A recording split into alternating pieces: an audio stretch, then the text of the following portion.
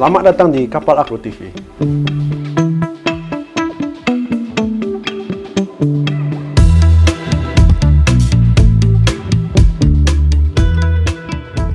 Halo guys, hari ini kita akan melakukan unboxing sesuatu di bawah layar ini, di bawah kain. Penasaran nggak? Nah, bisa aja harta karun ya ini ya. Oke, kita langsung aja ya. Buka, 1, 2, 3, sap. Nah, ini yang kita unboxing nih. Tadi di bawah kain masih kotak. Nah, sekarang kita akan membuka kotak ini. Sebenarnya apa sih yang di dalam ini? Nah, jadi untuk unboxing kita butuh apa? Yang penting pasti kita butuh martil dan obeng. Kita harus perhatikan safety dulu. Nah, safety-nya apa? Nah, ini safety glass tetap dipakai dan sarung tangan.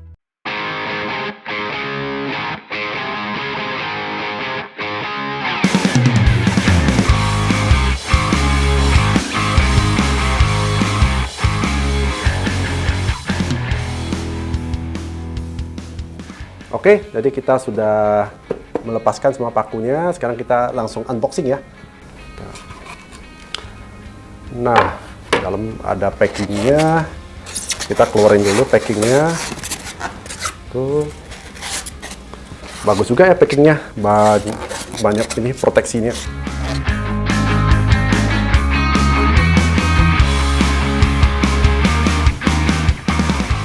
Nah, teman-teman, ini adalah miniatur kapal.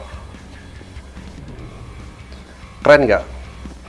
Oke, kita keluarin dulu, kita bersihin dulu ya untuk sementara. Oke guys, ini kan agak messy ya, agak berantakan. Ayo kita langsung lakukan sedikit housekeeping biar bersih dalam hitungan 1, 2, 3. Ya, jadi guys udah rapi.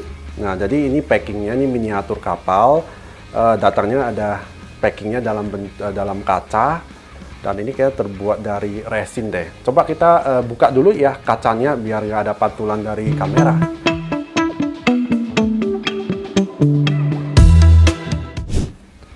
Nah, seperti ini guys.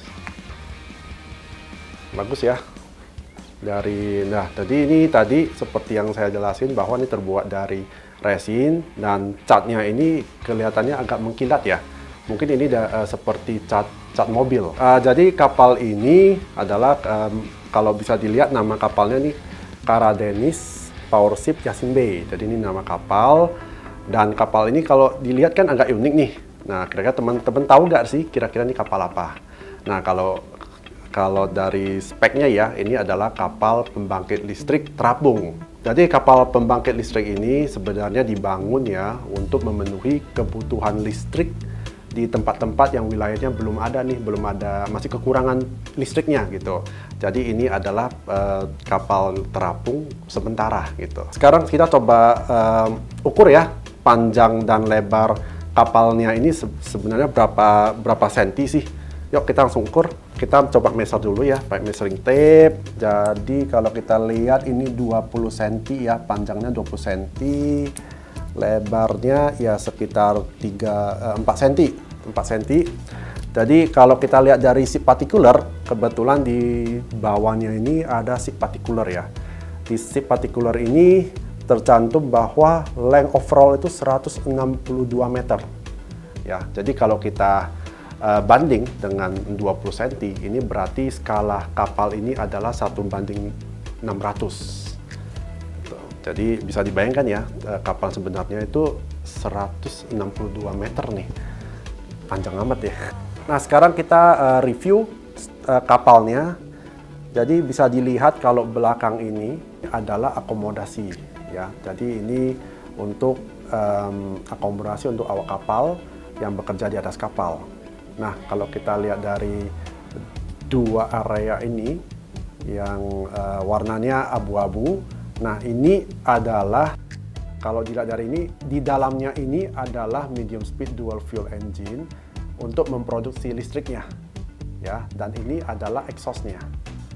Dan yang merah ini adalah high voltage substation yang terdiri dari transformer yang kemudian akan tersambung ke transmisi tower dan substation di darat. Nah, Substation dari darat itu kemudian akan mendistribusikan nih ke fasilitas seperti mall, ke rumah, dan rumah sakit, dan lainnya. Jadi kapal pembangkit ini mempunyai beberapa kapasitas ya, jadi nggak harus seperti ini, bentuknya akan berbeda, tergantung juga kapasitas dan keperluan di wilayah masing-masing. Oke, jadi PLN sekarang berkontrak ya selama 5 tahun bersama dengan PT Car Powership Indonesia.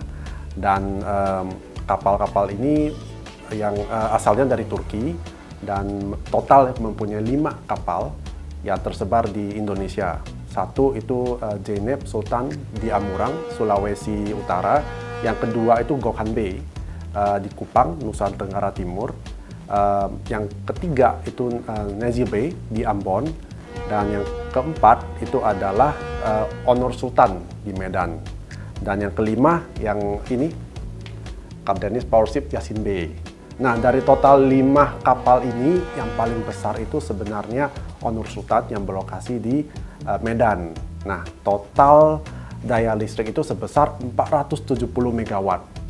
Ya, jadi itu mensuplai sekitar 10% ya, 10% dari total listrik di Medan. Dari total 5 kapal ini, kenapa saya memilih Yasin Bay nih untuk dijadiin miniatur? Kebetulan yang saya punya, saya cuma mempunyai general drawing Yasin Bay. Nah, general drawing itu seperti apa sih?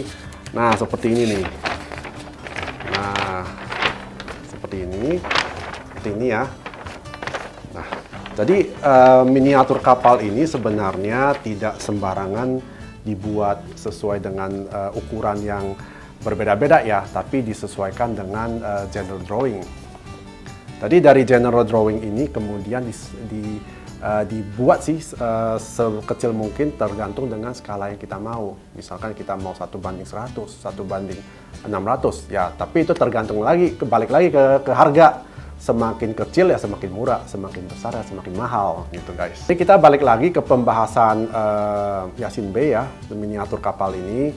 Jadi di Yasin Bay ini totalnya ada 102 CCTV kamera. Jadi kru atau awak kapal ini dapat memantau keamanan dan juga kegiatan kapal nih, aktivitas di area masing-masing. Oh ya, saya agak lupa nih. Jadi di bawahnya nih, di bawah kapal ini sebenarnya merupakan tangki ini, tangki bahan bakar. Jadi ini untuk penyimpanan heavy fuel oil atau yang disebut HFO ya, dan ada heater karena HFO itu bentuknya agak kental ya. Jadi dibutuhkan heater untuk tetap untuk mencairkan. Nah, apalagi yang keren dari kapal ini sebenarnya bisa menggunakan dual fuel nih. Ada fitur dual fuel. Apa dimaksud dual fuel? Jadi mereka bisa menggunakan HST atau bisa menggunakan HFO, tergantung sih mana yang murah. Dan satu lagi nih, bisa juga menggunakan gas gitu loh. Jadi tergantung dengan harga. Misalkan nih harga HFO lagi tinggi-tingginya nih, mungkin $40. Nah, kalau $40 kan mahal. Jadi kapal ini akan memproduksi listrik menggunakan gas. Kalau gasnya lagi nggak ada, yang menggunakan HFO. Nah, itulah disebut dengan dual fuel.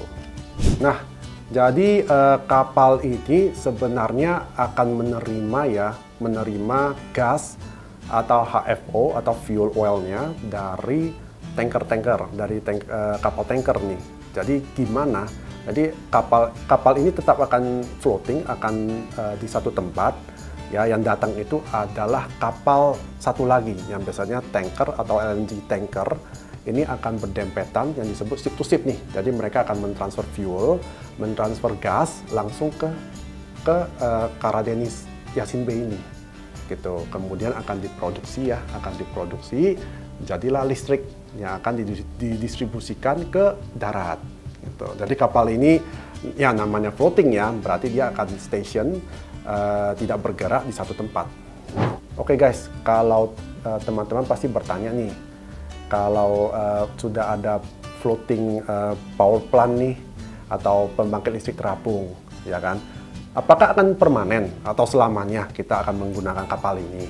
Gitu. Sebenarnya jawabannya tidak ya. Jadi kapal ini bersifat sementara. Ya, selama kita menunggu power plant kita dibangun nih. Jadi seperti ayam sama telur, mana dulu? Jadi apakah kita akan membangun pabrik dulu atau akan powernya dulu nih, atau listriknya dulu dicukupin. Jadi pemerintah mengambil inisiatif ya untuk mengatasi defisit listrik di Indonesia. Nah, caranya adalah menyewakan kapal Turki ini dulu selama menunggu power plant ini siap dibangun. Nah, apalagi dalam beberapa tahun ini Sulawesi memiliki potensi pasar kira-kira membutuhkan 4.000 megawatt, ya kan, seiring dengan pembangunan smelter yang lumayan besar ya. Oke, terima kasih guys. Semoga unboxing ini bisa memberikan sedikit pengetahuan ya tentang kapal Karadenis ini. Jadi semoga bermanfaat juga teman-teman. Jangan lupa untuk like, subscribe, dan komen. Karena kapal aku inspirasi kamu. Bye.